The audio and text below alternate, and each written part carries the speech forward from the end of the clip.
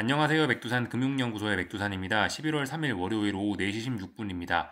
오늘은 집 밖에 나와 있어서 평소보다 녹화를 좀 간단하게 할게요. 미국 증시는 지난 금요일에 상승 마감했습니다. 일단 2거래일 연속 하락, 그러니까 어떤 연속적인 하락을 멈췄다는 점에서는 긍정적이긴 한데 이 매수세가 좀 약합니다. 뭐 그렇게 강하지는 않습니다.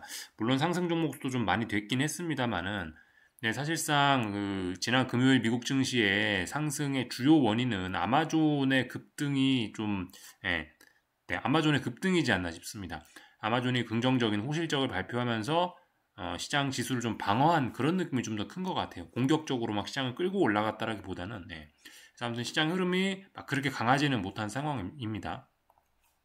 잠깐 미국 증시 차트를 좀 보시자면 나스닥인데요. 나스닥이 어젯밤에 그러니까 금요일 날 밤에 상승 마감을 하긴 했어요. 근데 결과적으로 일봉에서 보면은 이거래일 연속으로 이렇게 5일선을 안착하지 못하는 모습입니다. 이거래일 연속으로 5일선을 넘지 못했다. 이거는 그만큼 일단 단기적인 고점은 확인됐을 가능성이 높거든요. 조정의 가능성을 좀 생각하셔야 되겠습니다. 물론 이제 아직까지 시장이 강하고 어떤 중요한 지지선들 뭐 예를 들면 이런 자리들을 아직까지 뭐 깬 건 아니기 때문에 일단 기본 시나리오는 기간 조정입니다. 여기서 폭락, 가격 조정이 아니고 일단 기간 조정의 기본 시나리오이긴 한데 5일선을 2거래일간 지금 이제 제대로 넘지 못하고 금요일 날에 5일선 위로 올라오는 어떤 의미 있는 매수세 같은 걸 보여주지 못했기 때문에 일단 상승 흐름 둔화, 기간 조정 이렇게 일단 좀 생각을 해야 될 것 같습니다. 어쨌든 근데 지금 상승 추세 자체는 문제가 없거든요. 그러니까 눌림시 매수 전략이 여전히 맞습니다. 대장이 반도체인 것도 변함이 없고요. S&P 지수 보고 계시는데 지금 이거는 공통적입니다. 그죠? 이거래일 연속으로 5일선을 하회하고 있고 그렇기 때문에 얘도 기간 조정 일단 이런 거를 기본적으로 좀 생각을 해야 될 것 같습니다. 좀 여기서 좀 이제 이런 이야기를 좀 하긴 해야 되겠는데 이 시장의 힘이 지난주부터 이제 살짝 좀 그죠? 지난주 목, 금 이렇게 빠지기 시작했어요. 미국 증시 기준으로. 요걸 생각하셔야 되겠습니다. 매파적인 FOMC. 지난주 FOMC 회의 있었는데 어땠나요? 내용이 시장의 기대치에 미치지 못했죠. 그죠? 그렇기 때문에 조정이 좀 이어질 수 있는 거 아닌가. 매파적인 FOMC의 영향이 있구나. 이렇게 좀 생각을 하셔야 되겠습니다. 변동성 같은 걸 좀 보셔야 될 텐데 이 지난주 금요일 날 시장은 상승 마감했지만 근데 그 시장의 힘이 약했다라 말씀드렸죠. 변동성이 상승을 했어요. 그래서 지금 보시면 하나, 둘, 셋, 무려 3거래일 연속으로 그 변동성 추종하는 ETF 얘가 변동성이 3거래일 연속으로 5일선을 안착하고 있습니다. 물론 21선이 이제 어떤 저항이기 때문에 이 자리를 넘어서지 못하고 있지만은 근데 이 5일선을 3거래일 연속으로 이렇게 올라탔다라는 거는 하방 경직성을 만들었다라는 거고 간만히 보시면 그 지난번 어떤 중요한 마디 가격이 있죠. 여기가 중요한 전저점 자리죠. 지금 이 자리를 다시 회복을 했습니다. 몇 거래일 동안. 그러니까 그만큼 지금 단단한 바닥이 만들어졌다라는 거예요. 쌍바닥 생각할 수 있습니다. 쌍바닥. 그죠? 쌍바닥이 물론 바닥이 만들어졌다라는 게 반드시 얘가 상승한다라는 걸 보장하는 건 아닙니다만은 얘가 쌍바닥을 만들 정도로 그만큼 변동성이 탄탄하게 안 죽고 있다라는 거. 그러니까 시장이 이제 좀 불안해질 수 있다라는 거를 좀 생각을 해보셔야 되겠습니다. 얘가 21선을 올라타면서 막 이런 자리를 돌파한착하기 전까지는 아직까지는 괜찮을 수 있으나 그죠? 말씀드렸다시피 일단 기간 조정이 기본 시나리오라고요. 아무튼 이렇게 올라와 있다라는 것 자체가 지금 시장이 약간 부담스러운 그런 자리라는 것을 좀 암시하기는 합니다. 이런 점을 좀 주의하셔야겠다 싶습니다. 하여튼 뭐 주말에 이런저런 내용들을 좀 살펴보긴 했는데 이런저런 보고서들을 좀 살펴보긴 했는데 하여튼 지금 뭐 미국이고 한국이고 솔직히 워낙 지금까지 성과가 좋았기 때문에 굉장히 좀 부담스러운 자리인 게 맞긴 맞습니다. 미국 주식을 보면은 특히 좀 더 그런 면이 있긴 있습니다. 미국 주식 고평가 뭐 그런 이야기는 AI 고평가 뭐 이런 이야기는 좀 오래전부터 나오고 있긴 하죠. 여러 가지 측면에서 고평가를 생각을 해보실 수가 있습니다. 좀 전에 말씀드렸던 어떤 기술적인 그런 측면, 빅스가 쌍바닥을 만들고 있다라든가 이런 거 부담스러운 점이 아닐 수 없어요. 나스닥이 그리고 7거래 지금 7개월 연속으로 상승했다는데 이런 적이 지금 역사적으로 몇 번 없습니다. 그리고 S&P 500 지수도 51선을 지금 넘어선 지가 125거래일째라고 합니다. 이것도 뭐 수십 년 만에 한 번 있는 일이거든요. 그 뒤로 이제 성과가 좀 안 좋긴 했죠. 그리고 S&P 지수 같은 경우는 이 forward PER, 그러니까 퍼도 지금 사실 좀 역사적인 그 고점 수준에 좀 와 있긴 합니다. 그래서 이런 부담들이 좀 있긴 있어요. 이런 부담들을 인식을 해서 그런지 지금 주식시장이 어쨌든 일단 기간 조정이라도 하겠다. 뭐 일단 이런 좀 비리비리한 모습을 보이고 있는 게 맞긴 맞습니다. 거기다 더해서 단기 유동성 부담 같은 것도 좀 조금씩 나타나고 있죠. 이건 좀 오래된 일이긴 한데 RRP 잔고가 다 떨어졌죠, 그죠? 그래서 단기 유동성이 좀 살짝 메말라 있는데, 근데 지금 미국 정부 셧다운 중이잖아요. 셧다운으로 인해서 그 재무부에서 미국 정부에서 돈을 안 풀다 보니까 그게 이제 TGA 잔고가 증가하는 거죠. 셧다운으로 인해서 정부가 돈을 안 쓰다 보니 이 단기 유동성 압박이 RRP 잔고 고갈과 함께 더해져서 지금 단기 유동성 부담이 좀 오래간만에 좀 심한 상황입니다. 그래서 요즘에 비트코인 이런 게 좀 약한 것일 수도 있고 하여튼 그런 상황이에요. 그래서 이런 부담들 때문에 하여튼 미국 증시가 지금 조금 주춤하는 게 아닌가 싶습니다. 근데 어쨌든 아직까지 이게 추세적으로 강세장이라고요. 그죠?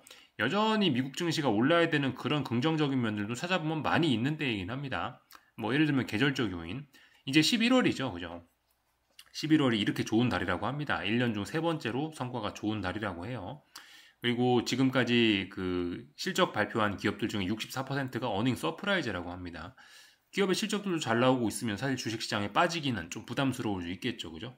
그리고 어쨌든 단기 유동성 부담이라고 말씀은 드렸지만 전반적으로 그래도 뭐 금리 인하의 기대가 좀 남아 있고 또 그리고 뭐 QT를 중단한다라는 그런 이야기가 나왔기 때문에 전반적으로 완화적이라는 거죠.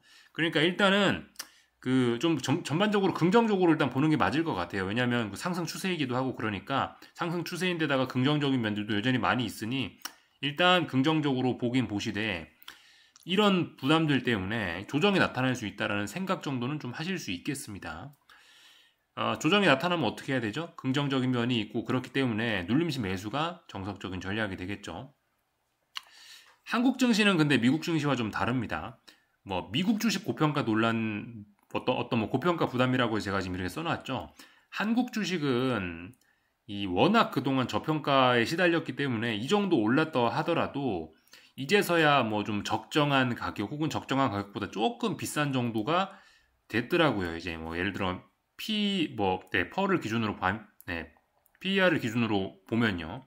사실 지금 당장 한국 주식은 고평가됐다라고 하기에는 조금 좀 부담스러운 그런 상황이고 어떤 수급적인 측면에서도 외국인이 지금까지 그렇게 많이 샀지만은 아직도 뭐 역사적인 그 과거 외국인 시가총액 비중 이런 걸 봤을 때는 어떤 외국인 뭐 지분율 비중 이런 걸 봤을 때는 아직까지도 더 들어올 수 있는 그런 여유가 좀 있기 때문에 어쨌든 지금 미국 주식이 이런 좀 부담이 있는 거지 한국 증시는 사실 아직까지는 뭐 그렇게 큰 부담이 있는 건 아니긴 합니다. 한국 증시에 지금 부담이 있는 거는 기술적인 측면에서 하도 단기적으로 워낙 급등세가 나타나니까 이제 기존에 지금까지 그 수십 년간의 평균에 비하면 좀 기술적으로 굉장히 좀 과도하기 때문에 그런 부담스러운 그런 지표들이 나오고 있어서 이제 그런 것들이 좀 부담스러운 거지. 한국 증시 자체는 사실 아직까지 조금 더 상승의 여력이 뭐 미국 증시보다는 좀 더 남아 있는 것 같긴 합니다. 그래서 어쨌든 부담스러울지라도 뭐 지금이 어쩌면 뭐 버블일지 모르겠습니다만 그럼에도 불구하고 일단 어쨌든 뭐 미국 증시가 좀 조정은 나타낼지 모르겠습니다만은 상승 추세 자체가 일단 뭐 어떻게 끝나고 이런 건 아니기 때문에 일단 계속 좋게 보고 뭐 그죠? 눌림시 매수가 기본적인 대응이 되겠습니다. 다 말씀을 드린 것 같고 뭐 채권은 계속해서 보시다시피 부진합니다. 그죠? 매파적인 연준의 영향입니다. 그러나 눌림시 매수가 이제 정석이긴 합니다. 근데 큰 기대를 하기는 좀 어렵다. 그죠? 수익률을요.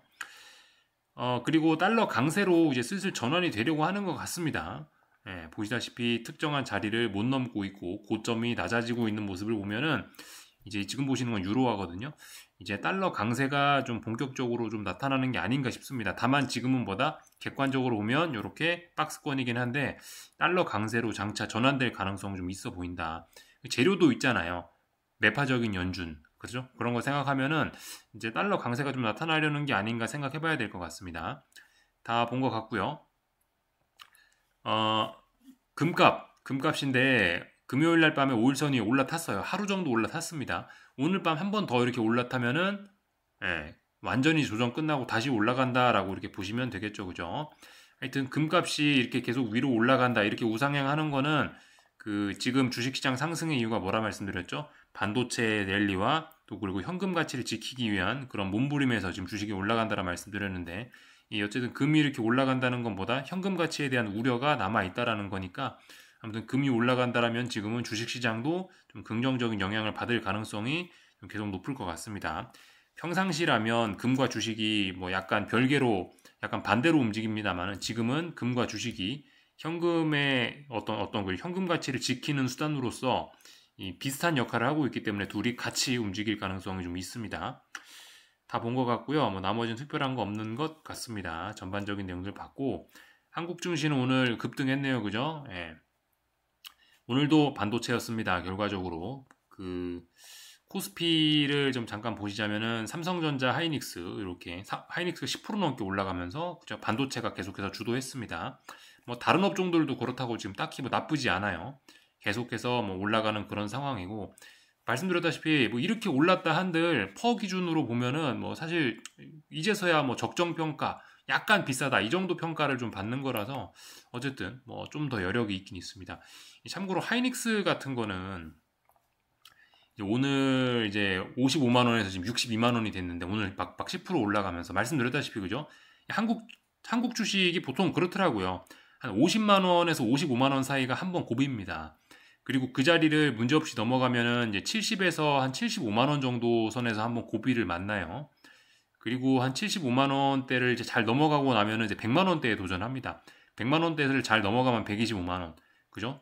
이렇게 잘 나가는 친구들 같은 경우는 지금 특히 변동성도 크기 때문에 아무튼 좀 그런 식으로 좀 생각을 해보시는 게 뭐 생각보다 잘 통할 수 있습니다.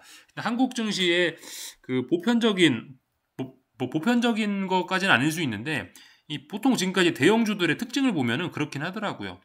50만 원에서 시세가 끝나는 종목, 75만 원쯤에서 시세가 끝나는 종목, 100만 원대에서 시세가 끝나는 종목, 뭐 이런 식으로 이, 이 어쨌든 적당한 그 딱딱딱 떨어지는 그런 라운드 넘버가 있습니다. 그런 자리가 저항이 되긴 되는데 지금 하이닉스 같은 경우 그죠?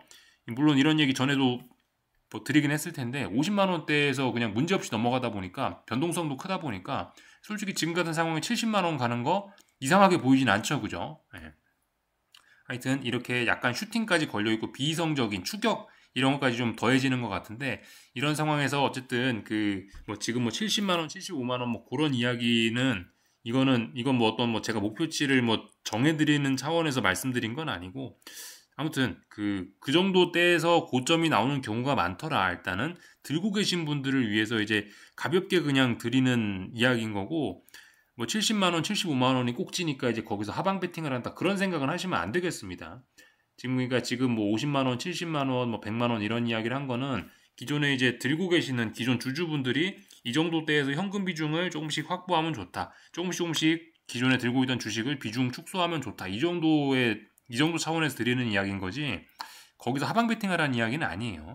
아무튼 계속해서 잘 올라가고 있고 변동성이 크기 때문에 하루에 뭐 몇만 원씩 올라가는 거 이상하지도 않습니다. 하여튼 여전히 반도체가 잘 나가고 있습니다. 다른 거 특별히 드릴 이야기는 없고 그 코스닥이 1550이 중요한 저항이라 말씀드렸죠. 오늘 아침부터 넘어갔고요.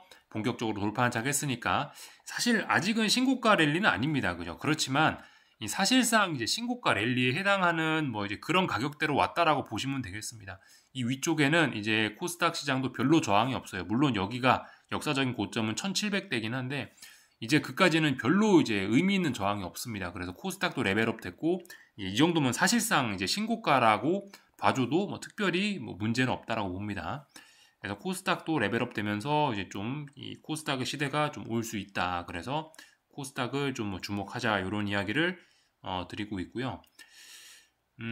잠시만요. 예, 지금 코스닥 종목들 떴죠?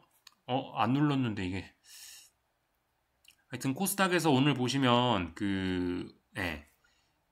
코스닥에서 오늘 반도체 종목들이 뭐 조금 움직이긴 했는데 뭐 그렇게 다 같이 움직인 건 아니네요. 그죠? 아무튼 코스닥에 있는 중소형 반도체 친구들 조금 좀 잘 보셔야 될 것 같고 아직 그렇게 막 대놓고 제약바이오의 시절이 오진 않았습니다. 근데 제약바이오가 지금 최근에 상승장에서 굉장히 많이 소외가 됐었기 때문에 이 제약바이오는 굉장히 뭐 저평가 구간이다라고 하거든요. 그래서 이 코스닥이 앞으로 뭐 그렇게 레벨업이 됐다라고 한다면은 코스닥 제약바이오 친구들 좀 괜찮을 수 있습니다. 그런 점들 좀 생각하시면 좋을 것 같아요. 오늘은 뭐 여기쯤에서 마치겠습니다. 궁금한 거 리플 남겨주시고 내일 저녁에 뵙도록 하겠습니다. 여기서 마치겠습니다.